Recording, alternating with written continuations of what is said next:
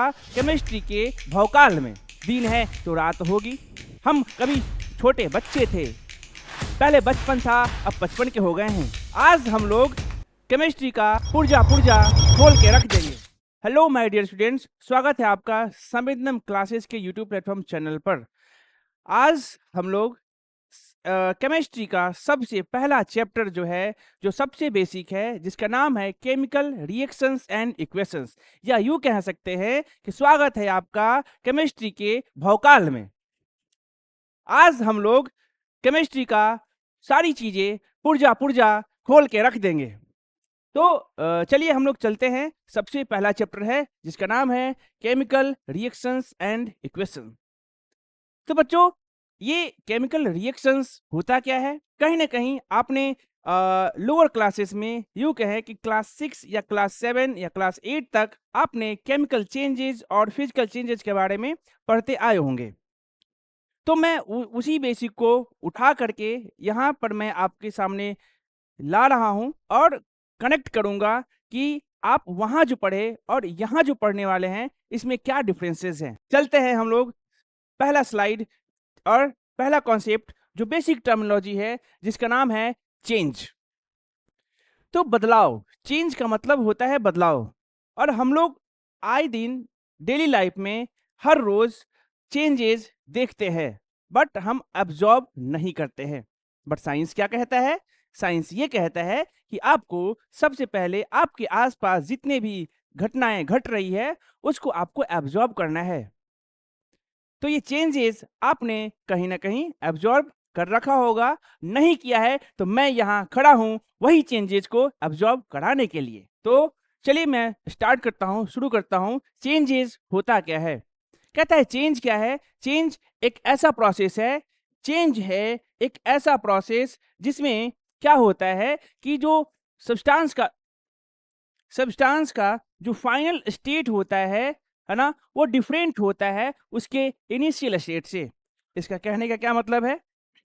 कहने का मतलब ये हुआ कि सब्सटेंस का जो भी स्टेट था इनिशियली कुछ और था, अब नाउ फाइनल कुछ और है।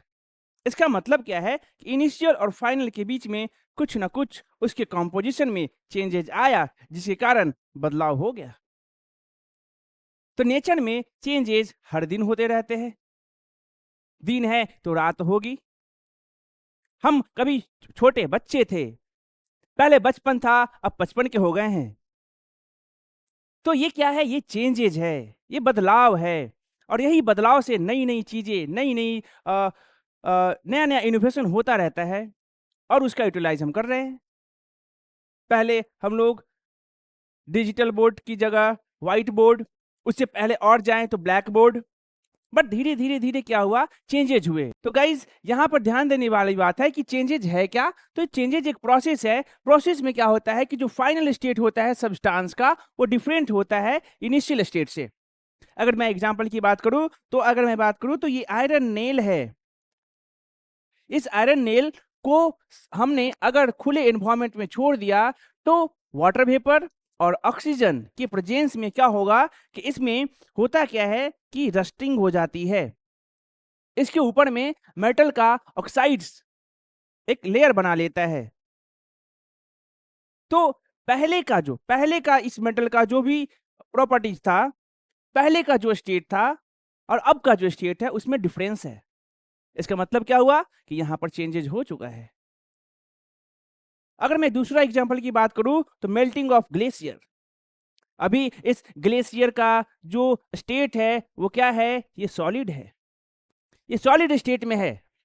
बट जैसे ही यहां पर इसके कंपोजिशन में थोड़ा बहुत चेंजेस आया, जैसे ही इसकी प्रॉपर्टीज में चेंजेस आया, इनके इंटरमॉलिक्यूलर फोर्स ऑफ अट्रैक्शन में चेंजेस आया, ये फिर अपना स्टेट चेंज कर लेते हैं और ये बिकम्स क्या हो जाते हैं? ये लिक्विड हो जाते हैं। इसका मतलब क्या है? इन दोनों एग्जाम्पल से हमें ये समझ में आता है कि चेंज जो होता है वो इनिशियल स्टेट और फाइनल स्टेट के बीच में जो बदलाव हुआ वही हमारा चेंज कहलाता है। और ये चेंज को हम लोग नेचर में दो प्रकार से पढ़ते हैं। ये जो चेंज है हमारे नेचर में दो टाइप से देखे जाते हैं।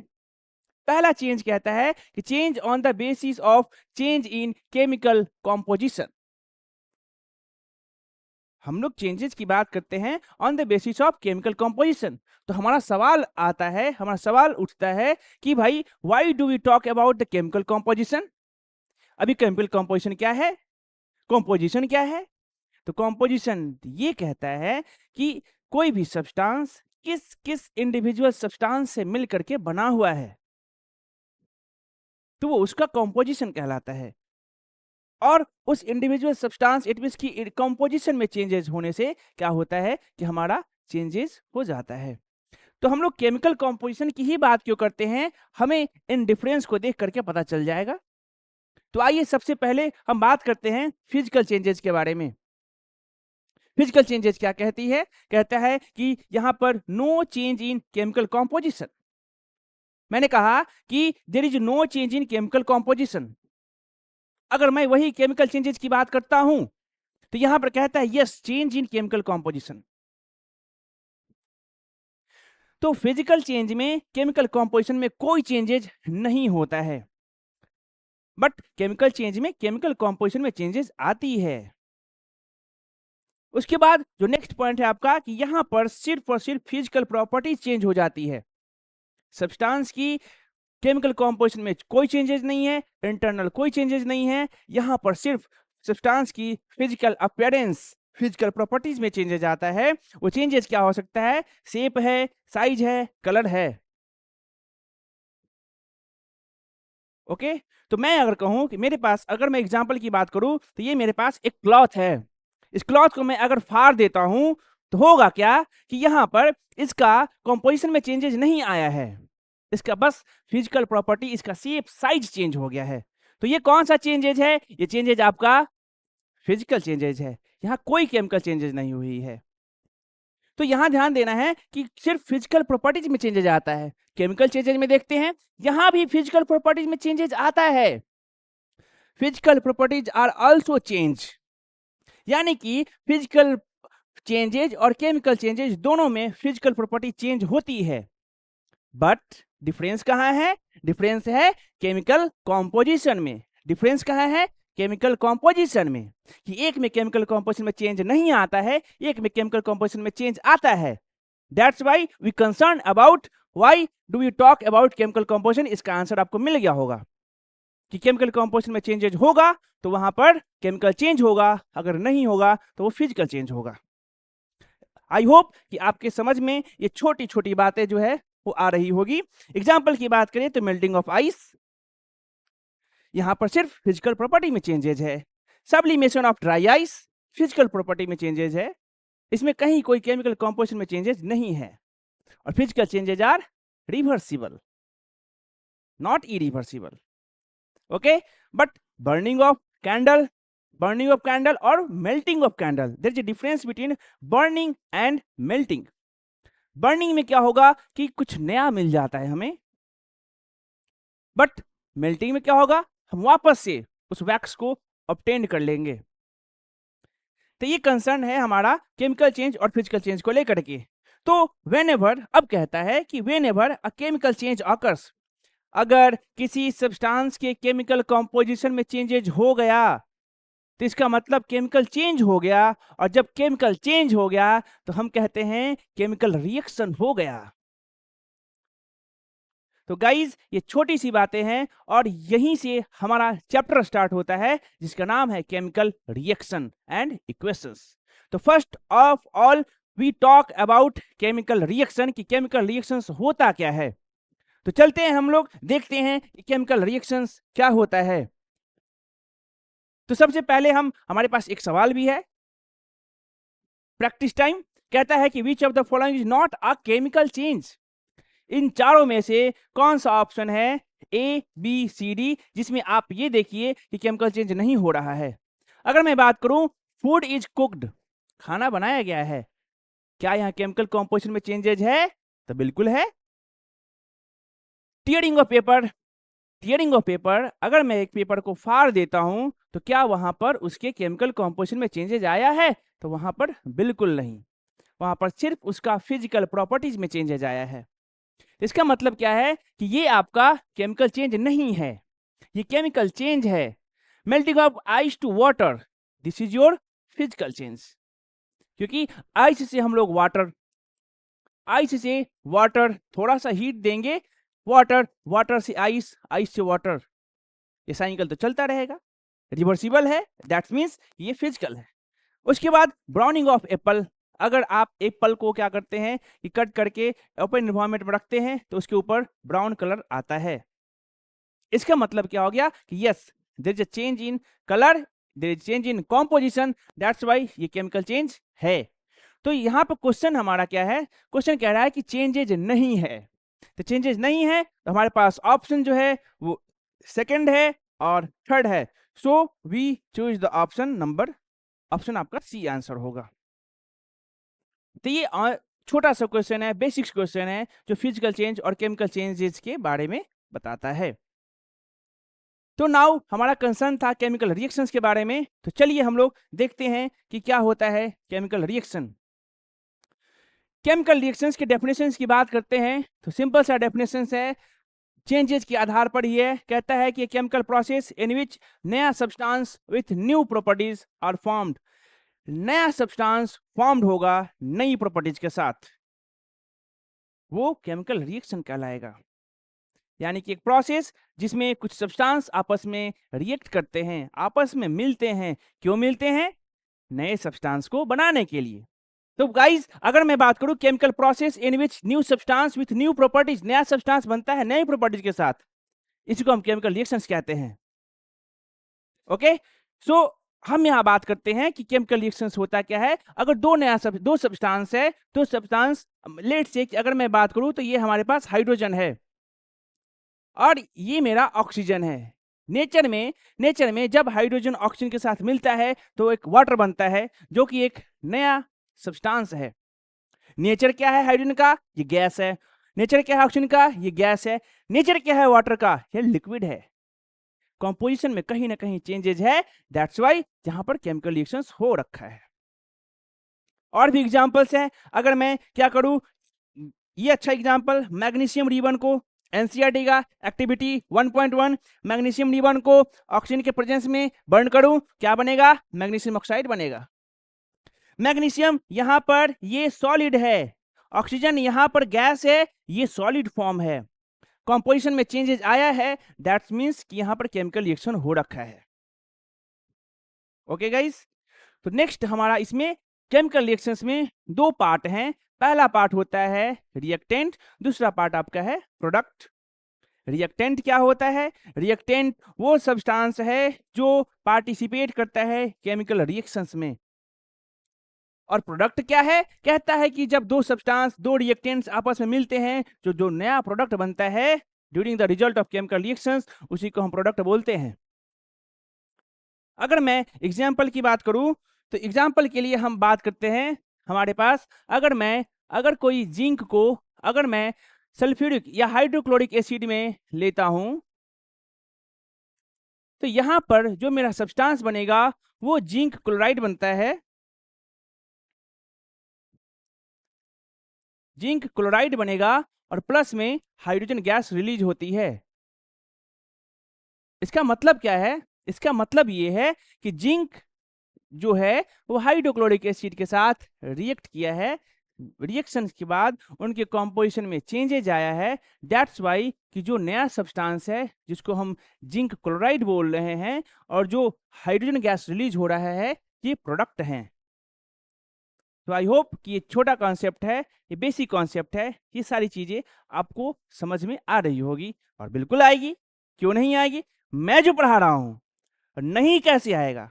आना ही आना है, फोकस मोड ऑन करना है। तो गाइज यहां पर एक और मैं एग्जांपल लेता हूं और समझिए कि यहां पर प्रोडक्ट कौन है और रिएक्टेंट कौन है।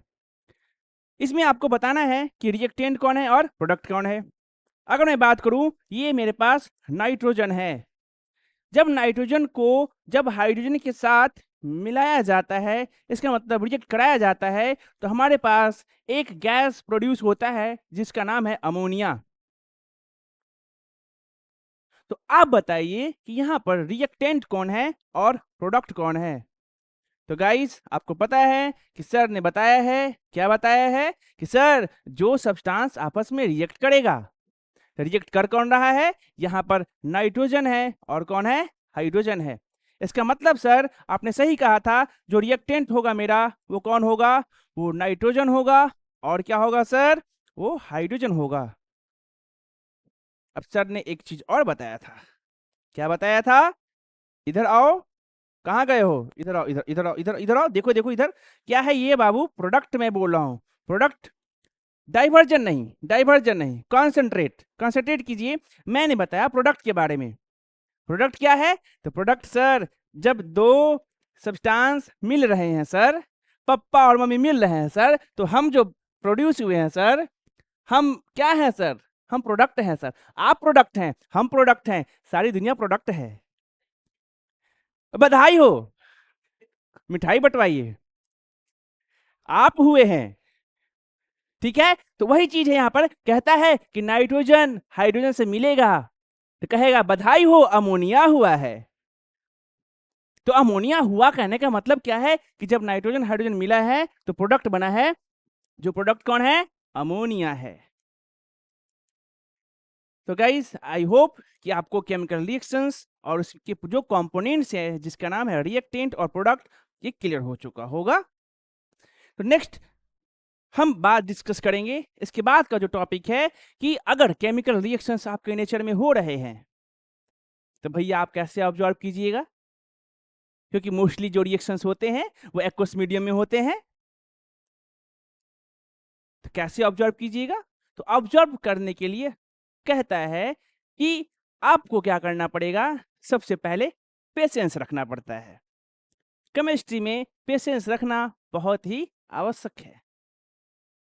अब ऐसा थोड़ी है कि तुरंत कोई सब्सटेंस मिला है और रिएक्शन हो गया, नहीं, रिएक्शंस के भी अलग अलग प्रकार होते हैं। कुछ रिएक्शन हाईली मतलब बहुत फास्ट होते हैं, कुछ रिएक्शंस स्लो रेट से होते हैं, कुछ मीडियम रेट से होते हैं। इस चीज की जानकारी आपको आगे मिलेगा।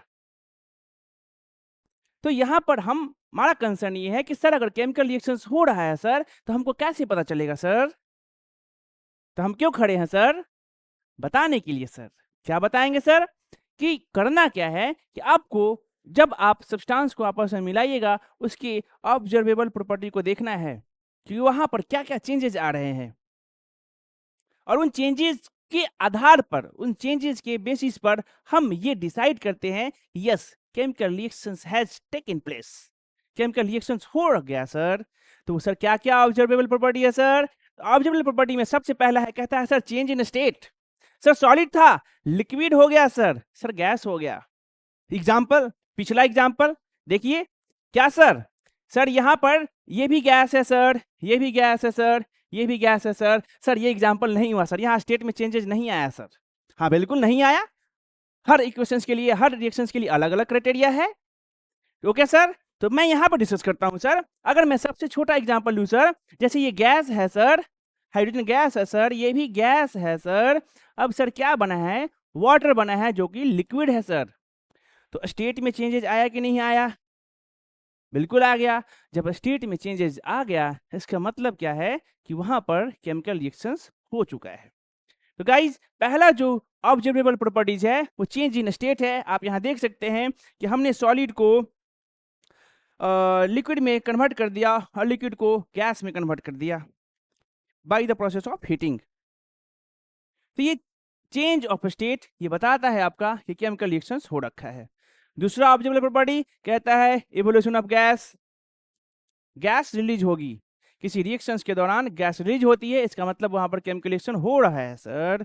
ठीक है, अगर मैं यहाँ पर बात करूं इफर्वेसेंस, बबलिंग है यहाँ पर, बुलबुले, कहता है कि अगर आप किसी बेस में, अगर बेस में आप क्या करते हैं सर, एसिड डालते हैं सर, तो क्या बनेगा, सॉल्ट प्लस वाटर बनेगा। तो यहां पर हम बात करते हैं इवोल्यूशन ऑफ गैस। अगर एक और एग्जांपल मैं लूं तो सर कैल्शियम कार्बोनेट है, सॉरी कैल्शियम कार्बोनेट है, जब कैल्शियम कार्बोनेट को हीट करेंगे सर तो कैल्शियम ऑक्साइड बनता है और कार्बन डाइऑक्साइड गैस रिलीज होता है।